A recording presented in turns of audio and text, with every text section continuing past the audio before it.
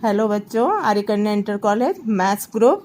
आज से तुम्हारा मैथ्स का इंटर का क्लास शुरू हो रहा है। सबसे पहले पढ़ाने से पूर्व सबसे पहले तुम्हारा सिलेबस हम डिस्कस करते हैं। हमारा इंटर का सिलेबस 6 यूनिट में डिवाइड है। पहली यूनिट देखो, संबंध तथा फलन, एक चैप्टर है उसमें। दूसरा चैप्टर है प्रतिलोम त्रिकोणमितीय फलन। दूसरी यूनिट में भी 2 चैप्टर हैं जो बीज गणित की है। उसमें पहला चैप्टर आव्यूह, दूसरा चैप्टर सारणी। तीसरी यूनिट में कई सारे चैप्टर हैं, ये पूरी कैलकुलस की है। इसमें पहला चैप्टर है सातत्य एवं अवकलनीयता, तो यानी कंटिन्यूटी तथा डिफरेंशिएबिलिटी। दूसरा चैप्टर है अवकलनों के अनुप्रयोग। तीसरा समाकलन। चौथा समाकलनों के अनुप्रयोग। पांचवा अवकल समीकरण। ये इसमें 5 चैप्टर हैं तीसरी यूनिट के। ये सबसे लंबी यूनिट है। चौथी यूनिट में 2 चैप्टर हैं, सदिश बीजगणित और त्रिविमीय ज्यामिति। 5वीं यूनिट में एक ही चैप्टर है रैखिक प्रोग्रामन का, और 6वीं यूनिट में भी एक ही चैप्टर है प्रायिकता या प्रोबेबिलिटी का। इन सब से जो प्रश्न आते हैं, कितने कितने अंकों के आते हैं। पहली यूनिट 10 अंक, दूसरी यूनिट 13 अंक, तीसरी यूनिट 44 अंक की, चौथी 17 अंक की, और 5वीं 6 अंक, 6वीं 10 अंक। अब हम पहला चैप्टर आपका संबंध तथा फलन वो लेते हैं, उसी से शुरुआत करेंगे। उसके लिए हमें जो आपने पहले पढ़ा है, उसमें क्या क्या पढ़ा है वो हम एक बार रिवाइज कर लें। तुम लोग अपनी किताबें उठा लेना और उनमें से ये चीज़ें ज़रूर फिर से रिवाइज करो, जिससे नेक्स्ट लेक्चर जो लेंगे संबंध और फलन का, उसमें तुम्हें बहुत हेल्प मिलेगी। इसमें समुच्चय संक्रियाएं पढ़ी होंगी। समुच्चय संक्रियाओं में 2 समुच्चयों का संघ या यूनियन, ए यूनियन बी। समुच्चय ए और समुच्चय बी के यूनियन से जो समुच्चय बनेगा वो भी एक समुच्चय होगा। उसके अवयव x such that x belongs to A या x बिलोंग्स टू बी। दूसरा संक्रिया है 2 समुच्चयों का प्रतिच्छेद, यानी ए इंटरसेक्शन बी। ये भी 2 समुच्चयों के इंटरसेक्शन से भी एक समुच्चय ही मिलेगा, और उनमें वो अवयव x होंगे जो ए में बिलोंग करते हैं, x बिलोंग्स टू ए, तथा x बिलोंग्स टू बी, यानी दोनों में बिलोंग करे वो अवयव। इसका एग्जाम्पल वगैरह भी पढ़ चुकी हो तुम लोग, तो ज़्यादा डिटेल में नहीं जाते हैं, केवल इसकी डेफिनेशन हम कर रहे हैं। 2 समुच्चयों का अंतर a माइनस बी, उसमें वही अवयव x होंगे such that x belongs to B तथा x does not belongs to B. x belongs to A तथा x does not belongs to B, यानी ऐसे अवयव ए के जो बी में बिलोंग नहीं करते। इसके अलावा चौथी संक्रिया 2 समुच्चयों का कार्तीय गुणनफल। ये सब फर्स्ट ईयर में और उसके पहले 10th में पढ़ चुकी हो। a क्रॉस बी, इसके अवयव बच्चों देखो, यहाँ हमने अवयव को x केवल ना लिख करके xy लिखा है, यानी इसमें 2 अवयव होंगे।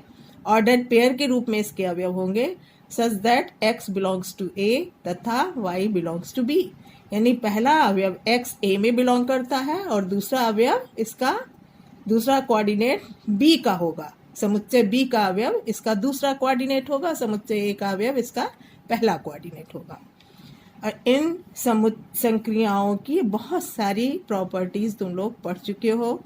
समुच्चयों का क्रम विनिमय नियम, साहचर्य नियम, तो इसके नियम ज़्यादा से ज़्यादा पढ़ लो, क्योंकि इसको ज़्यादा आगे यूज़ में आना है संबंध को पढ़ने के लिए। इसमें अगर कोई ordered pair x y belong करता है क्रॉस बी में, तो निश्चित रूप से वाई एक्स बिलोंग करेगा समुच्चय बी क्रॉस ए में। ये देख रहे हो, ऑर्डर क्रमित युग्म का मतलब होता है क्रम से युग्म। इसमें पहला अवयव x a का है, दूसरा अवयव y b का है, तो ये a क्रॉस b में बिलोंग कर रहा है। जब हमने उसको b क्रॉस a कर दिया तो पहला अवयव y b में और दूसरा अवयव x a में हो गया।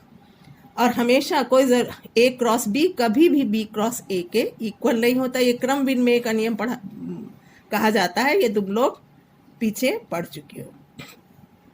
अब कार्तीय गुणनफल के कुछ एग्जाम्पल ले रहे हैं और इसको कुछ इसके क्वेश्चन हम होमवर्क के लिए कर देंगे, तुम लोग इसको कर लेना। एक एग्जाम्पल कार्तीय गुणनफल का हमने लिया है जिसमें समुच्चय ए में 3 अवयव हैं, 1 2 3। समुच्चय बी में 2 अवयव हैं, 4 5। तो ए क्रॉस बी में जो अवयव होंगे, हम पहला अवयव पहले 1 ले लें एक्स ए का, तो x हो गया यहाँ 1। तो दूसरा अवयव किसका लेना है, b का, तो ये 1 4 हो गया। पहला अवयव 1, तो दूसरा अवयव इसका लेते हैं तो 1 5। इसी तरह से पहला अवयव 2 लेंगे तो 2 4 2 5 2 3 4 3 5। तो कुल इसमें कितने अवयव हो गए, 6। इसी तरह से अगर इसको b क्रॉस ए बनाते हैं तो ये हो जाएगा 4 1 4 2 4 3 5 1 5 2 5 3। अवयव की संख्या वही है लेकिन अवयव अलग अलग है।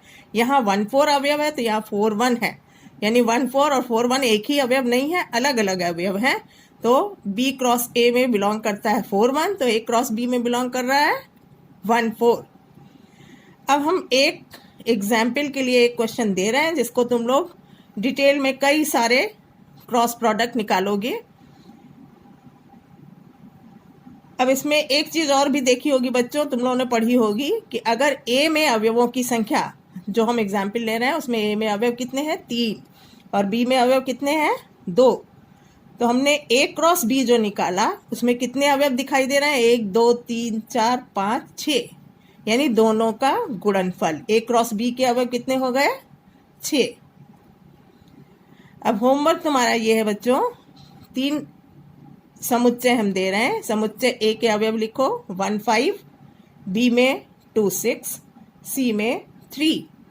तो हमें ज्ञात करना है ए क्रॉस बी के अवयव, B cross A cross C cross B cross C cross A cross A. ये भी तुम निकाल सकती हो, यह होगा, नहीं आएगा तो फिर बताएंगे, बी क्रॉस बी, सी क्रॉस सी। पहली परिभाषा कार्तीय गुणनफल की हमने कही, उसको निकालना, उसके अवयव निकालना, ये तुम लोग अच्छी तरह से प्रैक्टिस कर लो। जितने भी प्रश्न पीछे किए हैं वो फिर से रिवाइज कर लो। दूसरी परिभाषा है उपसमुच्चय की, ये तुम लोगों ने पढ़ी होगी कि अगर ए, एग्जाम्पल लेके हम बताते हैं कि अगर ए में अवयव है 1 2 5 6 और बी में अवयव है 2 5, तो ए जो 2 5 बी में अवयव हैं वो ए में तो है ही है, उसके अतिरिक्त 2 अवयव हैं। तो इसका मतलब है कि बी किसका सबसेट हुआ, ए का। बी को ए का उपसमुच्चय कहते हैं, जो छोटा है वो उपसमुच्चय हुआ। और ए में अधिक अवयव है तो ए को बी का अधिसमुच्चय कहते हैं। ये सबसेट और ये सुपरसेट, इतनी चीजें तुम लोगों ने पढ़ी होंगी बच्चों। आगे हम दूसरे वीडियो में तुम लोगों को ए क्रॉस बी के अवयव कितने होंगे ये निकालना, और ए क्रॉस बी में कितने संबंध बन सकते हैं, कैसे ए क्रॉस बी से हम संबंध बताएंगे ये बताएंगे।